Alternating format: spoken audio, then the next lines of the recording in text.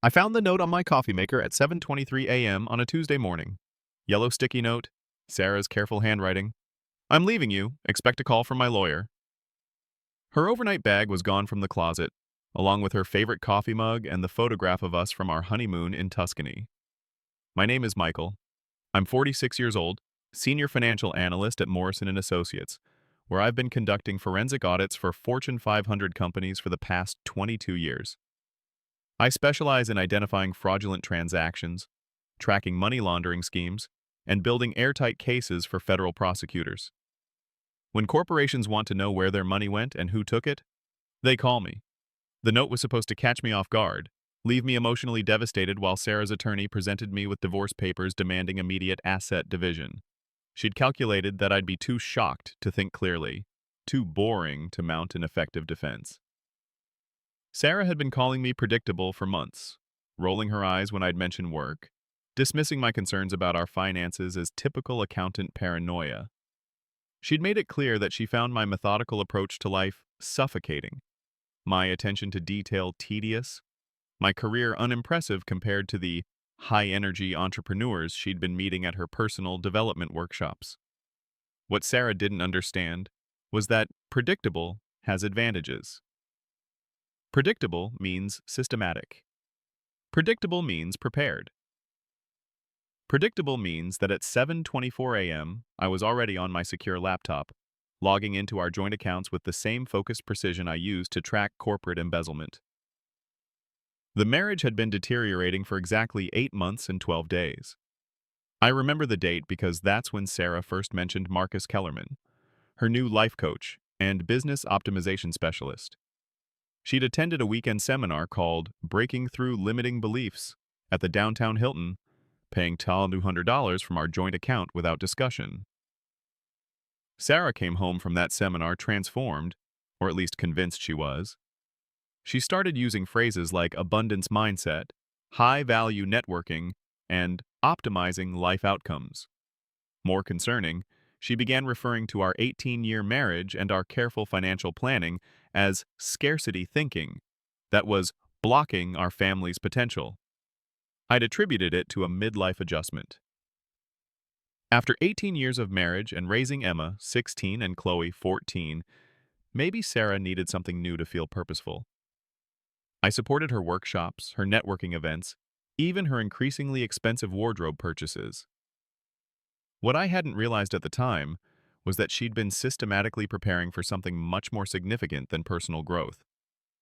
Marcus Kellerman was 38 years old, divorced, and drove a leased BMW 740i that he parked prominently outside the coffee shops where he held his strategy sessions with clients. He wore expensive suits, carried a leather portfolio, and spoke with the kind of confident authority that impressed people who didn't know how to verify credentials. Sarah started mentioning him constantly. Marcus says successful people think differently. Marcus believes traditional financial planning is outdated. Marcus has this incredible investment opportunity. According to Marcus, Sarah's problem wasn't that she lacked direction. It was that she was married to someone with a scarcity mindset. He convinced her that my careful budgeting, systematic retirement planning, and conservative investment strategy were character flaws rather than responsible financial management. Every time I expressed concern about Sarah's workshop expenses or questioned Marcus's qualifications, she'd defend him by attacking my limited thinking. The workshops escalated into private coaching sessions at $400 per hour, twice weekly. Then came the networking dinners at high-end restaurants where Sarah would meet other forward-thinking individuals who were ready to break free from conventional limitations. Each dinner cost between $200 and $400, charged to our joint account as business development expenses. I'd tried having rational conversations with Sarah about the mounting costs, but she'd become defensive and dismissive. "You wouldn't understand," she'd say. "You're too conservative. Marcus deals with people who think bigger than saving for retirement."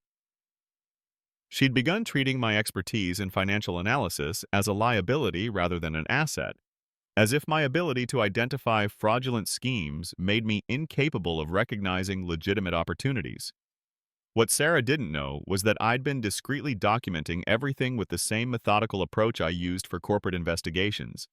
Every workshop payment, Every coaching session, every restaurant charge, every new contact in her phone. In my line of work, suspicious financial patterns are impossible to ignore, and the pattern emerging around Marcus Kellerman was textbook predatory fraud. Marcus's investment opportunity had been introduced gradually, like a classic confidence game. First, he'd shared success stories about other clients who'd transformed their financial lives through his guidance. Then, he'd mentioned exclusive investment opportunities available only to his inner circle of high-achieving clients. Finally, he'd presented Sarah with what he called a once-in-a-lifetime chance to join a private investment fund that was generating extraordinary returns for select participants. The investment required significant capital, at least $50,000, to demonstrate serious commitment to the program. Marcus had explained that traditional financial advisors wouldn't understand the opportunity because they were trapped in old paradigm thinking. He'd specifically warned Sarah against discussing the investment with anyone who hadn't completed his training program, including her husband.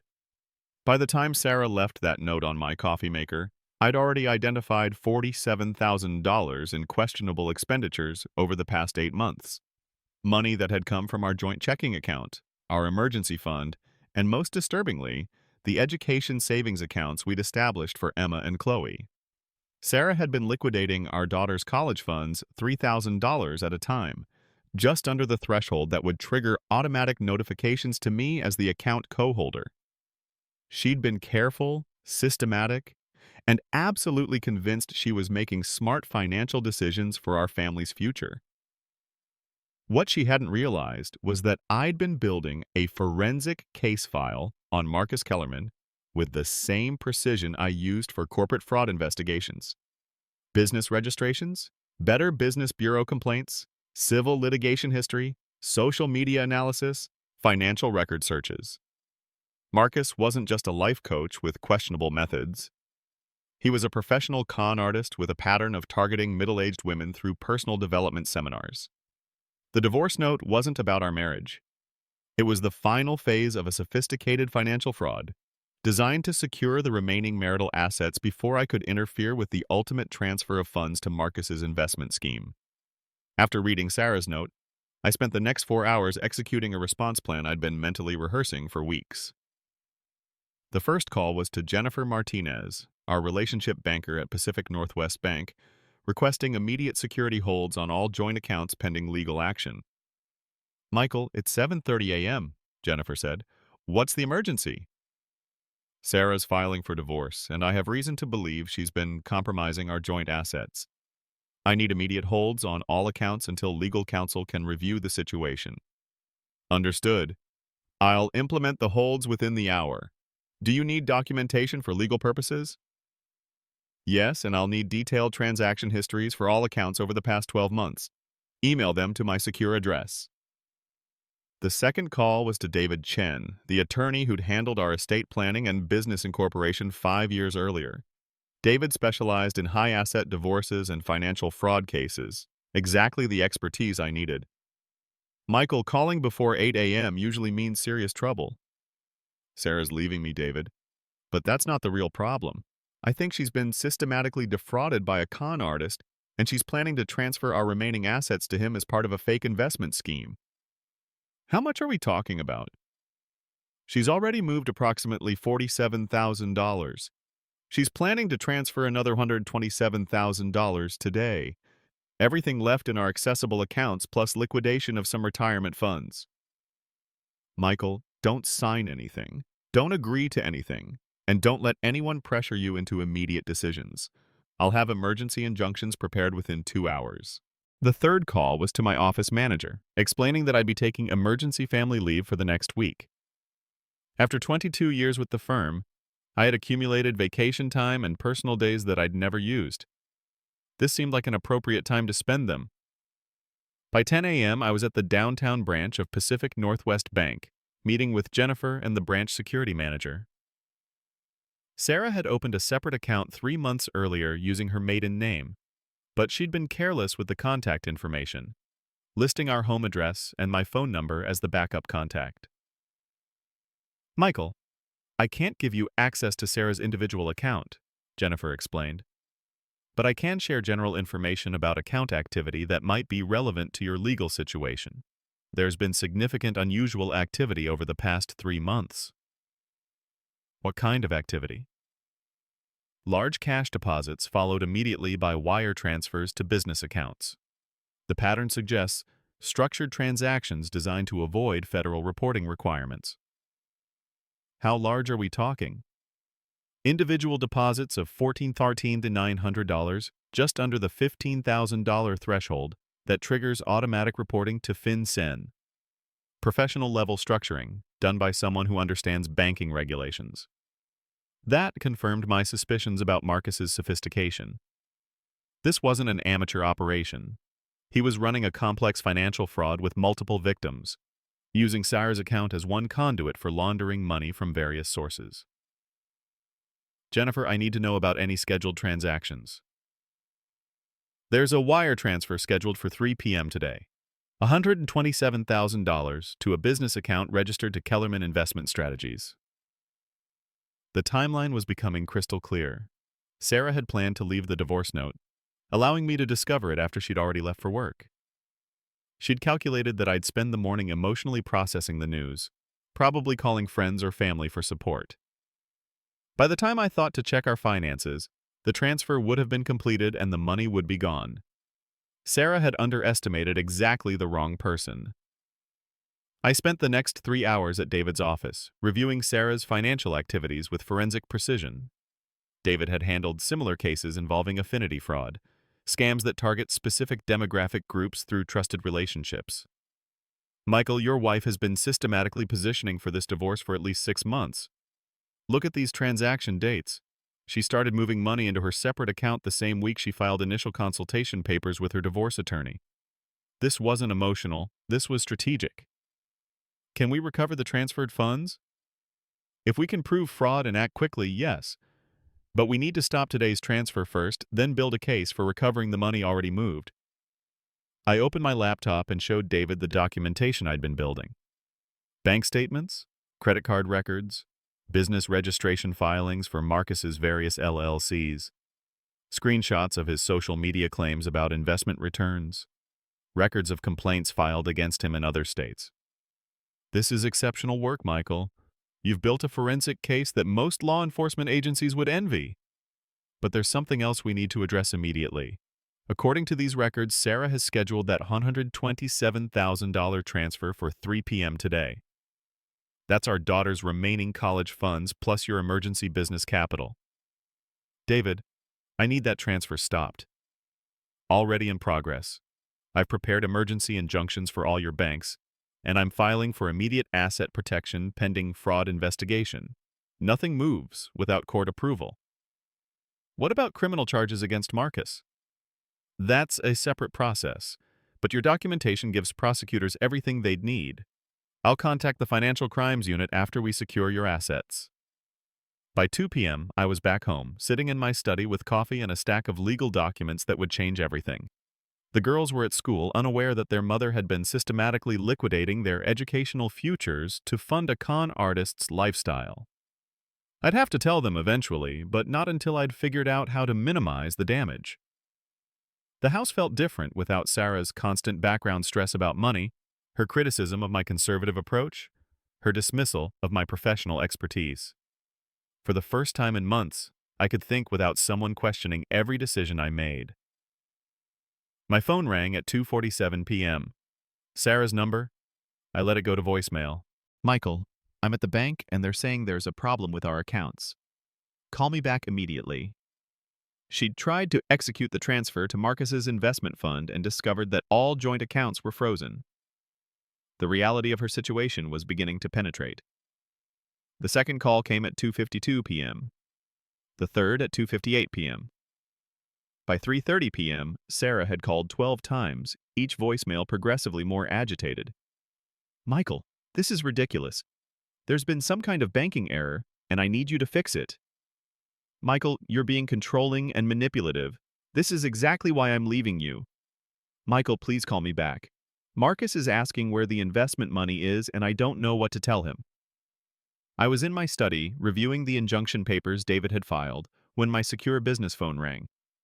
Jennifer from the bank. Michael, your wife has been at our main branch for over an hour demanding access to the joint account.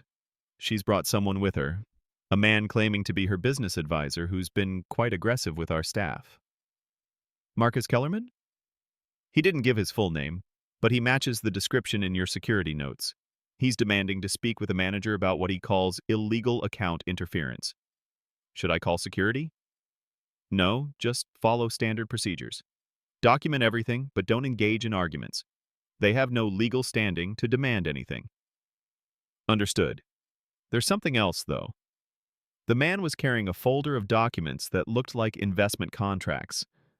Our security cameras recorded him showing your wife papers that appeared to have her signature.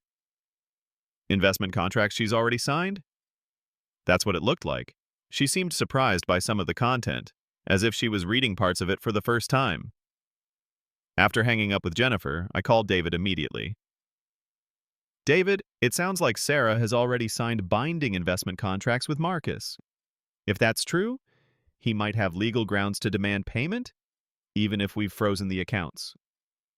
Not if the contracts were obtained through fraud, but we need to see those documents. I'm going to petition for immediate disclosure of any financial agreements Sarah has entered into. The calls from Sarah continued throughout the afternoon. By 5 p.m., she'd called 31 times. The voicemails showed a clear progression from confusion to anger to the first hints of panic. Michael, you don't understand the situation. This investment opportunity has a deadline. If we miss it, we lose everything we've already committed. Michael, Marcus is explaining that the account freeze might violate our investment agreement. There could be legal consequences if we don't meet our funding obligations. Michael, I'm starting to think there's been a misunderstanding about the investment terms. Can you please call me back so we can discuss this rationally? Instead of calling Sarah back, I drove to Marcus's office building, a gleaming downtown high-rise where he rented executive suites by the month. The kind of impressive address that looked successful but required minimal long-term commitment. The building directory listed Kellerman Investment Strategies on the 14th floor, Suite 1420. When I arrived, the suite was empty except for a receptionist who was packing boxes. Excuse me, I'm looking for Marcus Kellerman. Mr. Kellerman is no longer maintaining an office here. His lease terminated yesterday. Yesterday? Do you know where I can reach him? I'm just the temp service. I was hired to pack up the remaining items and return the keys to building management. I walked through the suite, noting the expensive furniture that was clearly rented, the motivational posters that could be bought at any office supply store, the complete absence of business licenses, professional certifications, or regulatory compliance documentation. The entire office was designed to look successful while being completely portable. On the receptionist's desk, I found a folder of photocopied documents, investment agreements signed by various clients, all women, all in the $50,000 to $150,000 range. Sarah's signature was on 3 separate documents, committing to a total investment of $180,000. Can I take this folder? I guess so. Everything else is going in the dumpster. By 6 p.m., I was back at David's office with the investment contracts. David reviewed them with the focused intensity of a prosecutor examining evidence. Michael, these contracts are masterpieces of legal deception. They look legitimate, but they're structured to give Marcus complete control over any invested funds with no real obligation to generate returns. What do you mean? Look at Clause 47B. Investment principal may be utilized for business development, market research, and operational expenses as determined necessary by fund management. That means Marcus can spend the money on anything he wants and call it a business expense. And Clause 52A. Returns are projected based on optimal market conditions and historical performance, but not guaranteed. That means he can promise anything without being legally bound to deliver. These are fraud contracts? They're legal contracts that facilitate fraud. Everything is technically legitimate, but the practical effect is that investors have no recourse if their money disappears. David called his investigator, a former FBI agent who specialized in financial crimes. Within 2 hours, we had confirmation that Marcus Kellerman was actually Marcus Kellerman Jr., who had used similar schemes in Oregon and Arizona before moving to Washington. He had at least 15 active civil lawsuits against him and was currently under investigation by the Washington State Securities Division. Michael, your wife isn't Marcus's first victim, and she won't be his last. But because you documented everything and acted quickly, she might be his last successful victim. By 9 p.m., Sarah had called 67 times. The voicemails had shifted from angry to desperate. Michael, please call me back. Marcus is saying that if we don't complete the investment transfer by midnight, there will be penalty fees that could cost us everything we've already paid. Michael, I've been reading the investment contracts more carefully, and I'm not sure I understand all the terms. Some of this language is confusing. Michael, Marcus isn't answering his phone. His office number goes straight to voicemail. I'm starting to worry that something is wrong. At 10:30 p.m., my phone rang. This time, I answered. Hello, Sarah? Michael, thank God. Listen, we need to talk immediately. There's been a terrible misunderstanding about everything. No misunderstanding, Sarah. I know about the college funds. I know about the structured payments to Marcus. I know about the investment contracts you signed without reading them completely. Silence on the other end of the line. Michael, you don't understand the full situation. Marcus has been helping me build something for our family's future. The investment opportunity could set us up for life. Sarah, Marcus is a professional con artist. I've spent the day reviewing his business history, his criminal background, and the complaints filed against him in 3 states. You're not his business partner. You're his victim. That's not true. Marcus is legitimate. He's helped dozens of people achieve financial independence. Name one person Marcus has helped make money instead of lose money. Another long silence. Sarah, I've frozen all joint accounts. I've filed injunctions to prevent any asset transfers. I've documented every penny you've spent on Marcus's schemes, and I've recovered copies of the investment contracts you signed. Your divorce attorney is about to discover that you've been systematically looting our marital assets to fund a fraudulent investment scheme. Michael, you're being paranoid and controlling. Just because you don't understand modern business doesn't mean... Sarah, I understand business perfectly. I've spent 22 years identifying exactly this kind of fraud for federal prosecutors. I understand that you've spent $47,000 on workshops, coaching sessions, and fake networking events. I understand that you've emptied our daughter's college funds to pay for Marcus's lifestyle.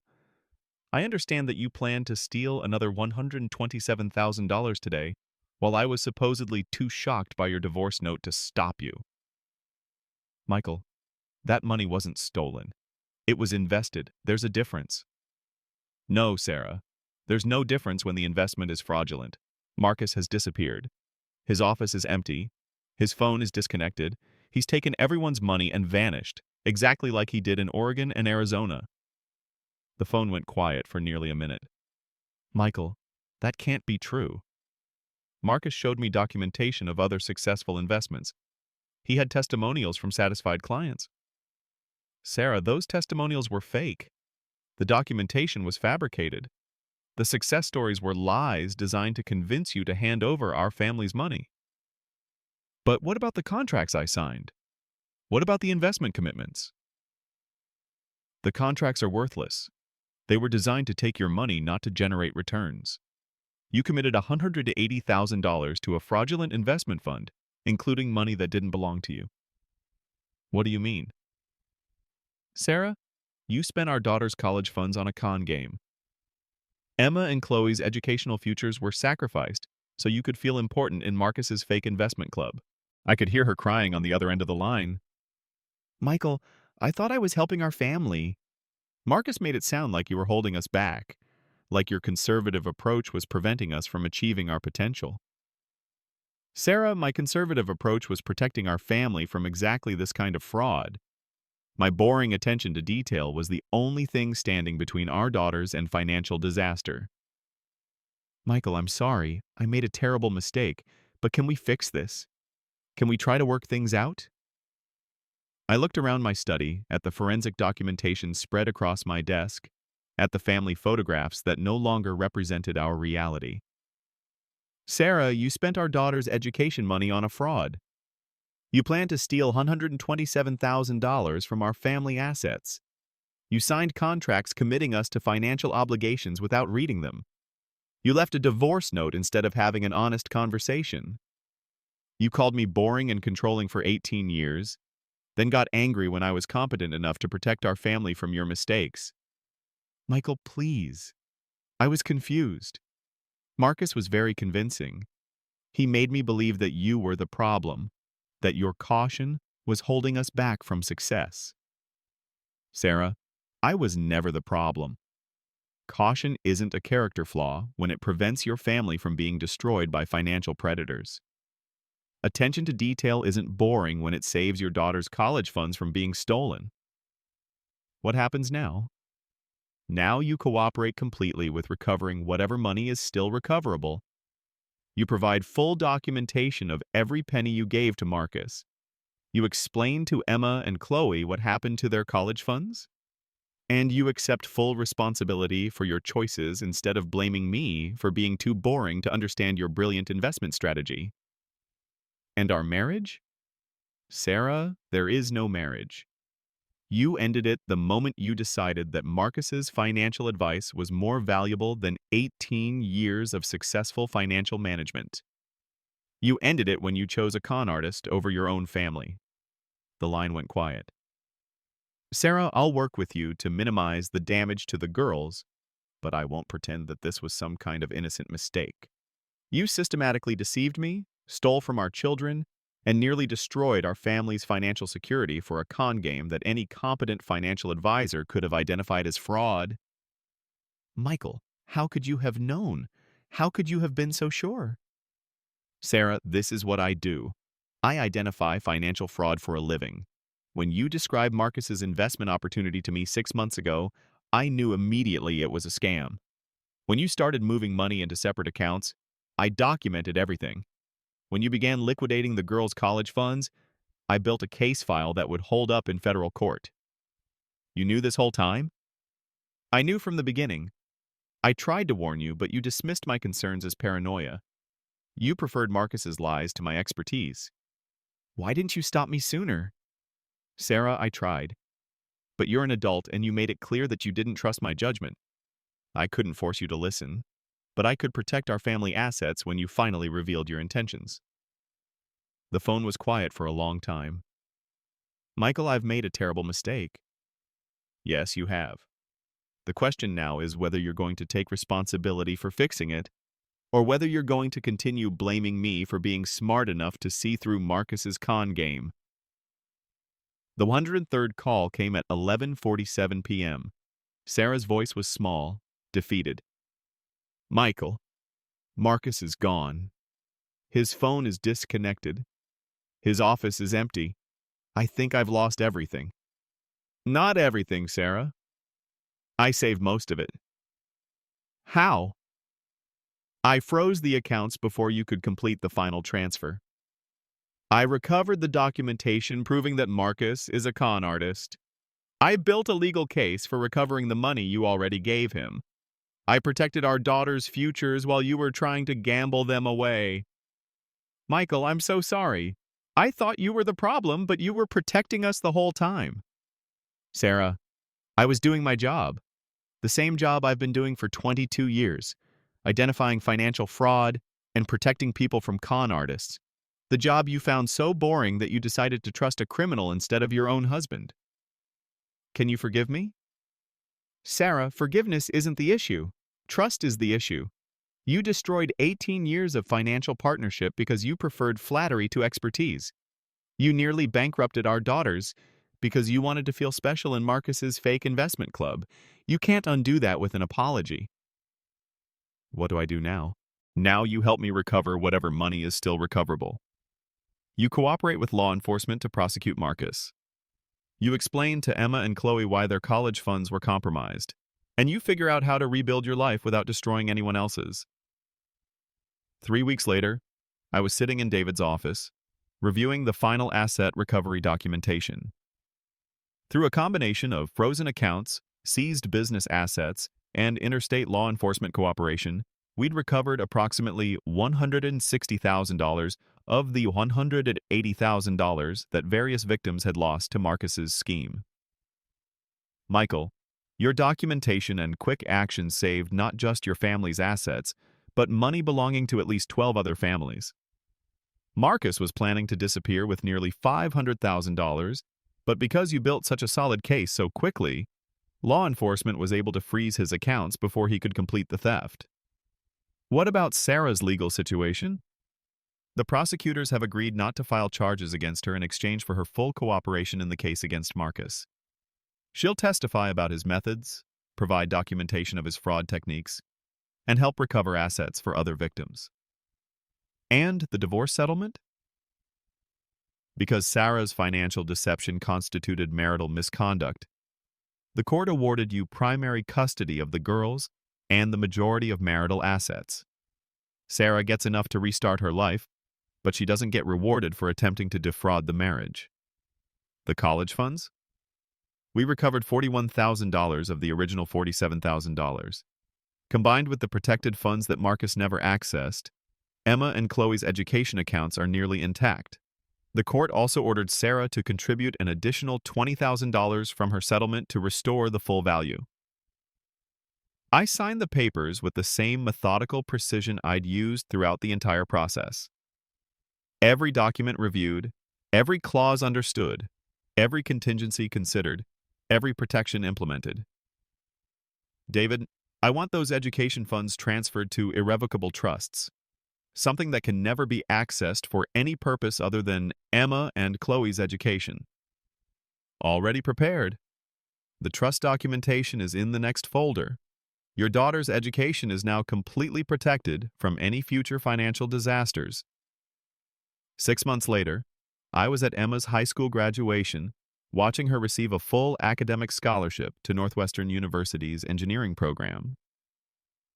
The scholarship, combined with the college fund I'd protected and recovered, would cover her entire undergraduate education with money left over for graduate school. Sarah was there, sitting several rows behind me with her new boyfriend, a divorced accountant from Portland who seemed like a fundamentally decent man. We'd exchanged polite greetings, but there was no meaningful conversation.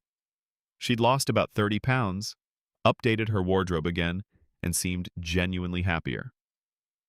Sometimes marriages end not because anyone is evil, but because people reveal incompatible values under pressure.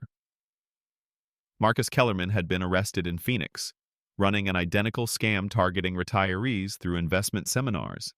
He'd been charged with 47 counts of wire fraud, money laundering, and securities violations. Sarah had testified against him in federal court, helping prosecutors understand his sophisticated psychological manipulation techniques. Her cooperation had been instrumental in securing convictions and asset recovery for dozens of victims.